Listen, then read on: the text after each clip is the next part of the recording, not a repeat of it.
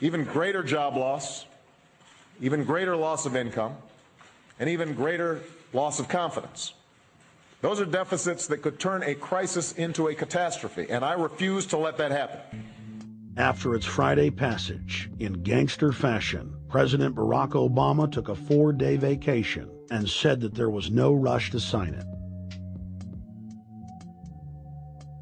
The spending bill was really a takeover bill, designed to further federalize the states and to pay off rich donors that had donated to both parties.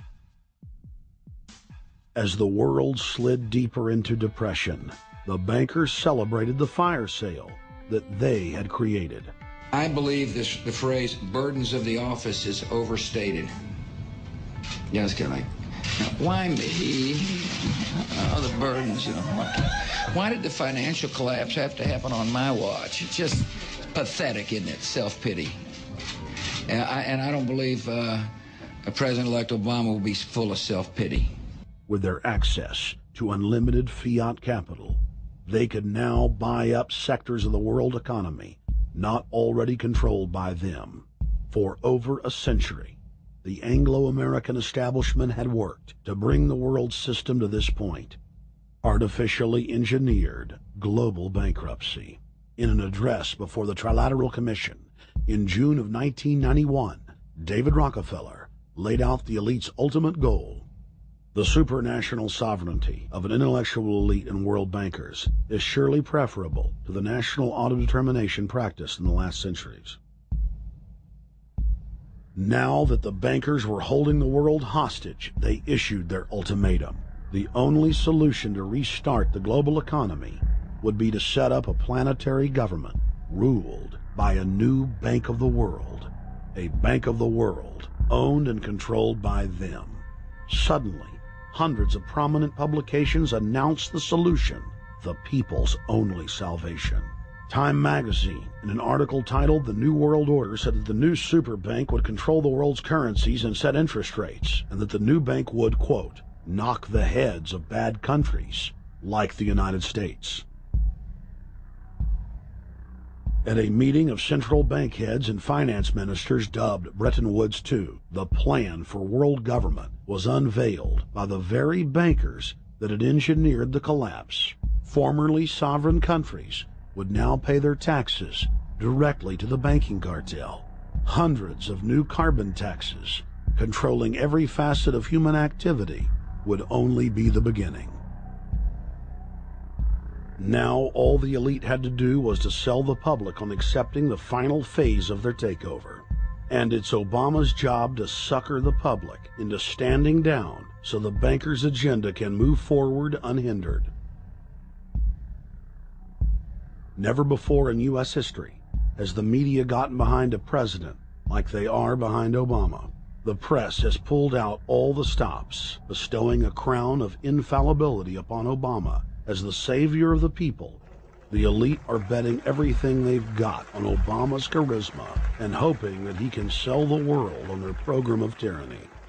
Yes, there have been differences between America and Europe. No doubt there will be differences in the future. But the burdens of global citizenship continue to bind us together. A change of leadership in Washington will not lift this burden. In this new century, Americans and Europeans alike will be required to do more, not less. Partnership and cooperation among nations is not a choice. It is the only way.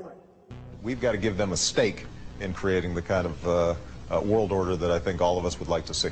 In truth, Obama is not simply continuing George W. Bush's policies. He is radically expanding them. I thank President Bush for his service to our nation. This film has documented the painful fact that Barack Obama's agenda is the complete opposite of what he has claimed it to be. Now we will reveal what Barack Obama and his controllers' true agenda is. Number 1. Bring the United States under the complete regulatory control of a private offshore superbank known as the Bank of the World. More than 100 new taxes are now being developed under the umbrella of curbing greenhouse gases. The new taxes will be paid directly to the private bank consortium. At the producer level, taxes will be paid on farm animals' flatulence. At the consumer level, there will be carbon taxes on all forms of meat, beef, poultry, pork, and fish. All cars will be fitted with satellite tracking boxes that will tax driving by the mile. And an added tax will be placed on all fossil fuels, including motor oil and natural gas. All plastic products will have a carbon tax added. Outdoor space heaters and fireplaces are to be taxed. All electricity produced by coal-powered plants will be taxed. Under the cap-and-trade system, citizens will be forced to pay taxes on thousands of products to private cap-and-trade services owned by Al Gore and other elitists. There will be taxes on light bulbs, water, trash pickup, air travel, train travel, bus, ship, medicine, steel production, mining, clothing, laundry, asphalt are just a few of the new taxes to be levied. But to truly transform our economy, to protect our security and save our planet from the ravages of climate change, we need to ultimately make clean, renewable energy the profitable kind of energy. So I ask this Congress to send me legislation that places a market-based cap on carbon pollution and drives the production of more renewable energy in America. That's what we need. The notion of anthropogenic global warming is a fraud. In other words, the idea that the planet is getting warmer and that human activity is somehow responsible is a pseudo-scientific fraud. It's a big lie. It's a monstrosity. Remember the Nazis, they had race science, race hygiene. They said Aryan blood is different from any other kind of blood. This was, of course, idiocy, a fantastic piece of nonsense. Today, we've got something similar. Global warming caused by human activity, and the answer to that is carbon tax plus cap and trade, according to the wishes of Al Gore, Prince Charles, and basically the entire world banking community, the world oligarchy.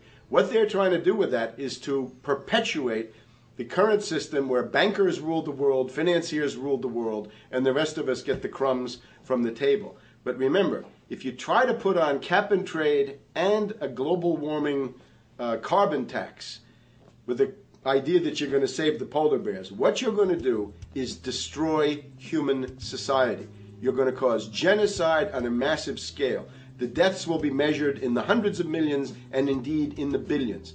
Just the idea of global warming means that there'll be no development for Africa, no development for the poorer parts of Southeast Asia, and no world economic recovery of any kind ever in our entire lifetime. So it's important to expose and fight the pseudo-scientific fraud of global warming. One more point about this. You don't need a climatologist to know that this stuff is a fraud. I'm a historian.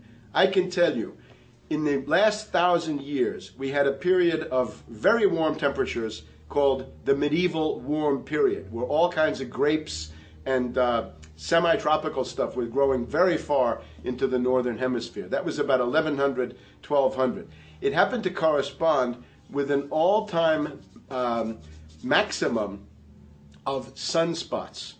Right now, we can say that we're going into another maximum period where there'll be some warming, but we're well within the limits of the medieval warm period. About 1600 to 1650, there was an ice age in northern Europe. The North Sea was filled with ice. The German and Dutch ports and the English ports were filled with ice. That corresponds to an all-time minimum of sunspot activity, the Spörer minimum and the Maunder minimum. So this has largely got to do with solar activity. We can see that other planets, not just the Earth, are warming slightly as a result of increased solar activity. But we're well within the minimum. So what the oligarchs claim to be an open and shut scientific case is a piece of pseudo-scientific nonsense, and it should be rejected.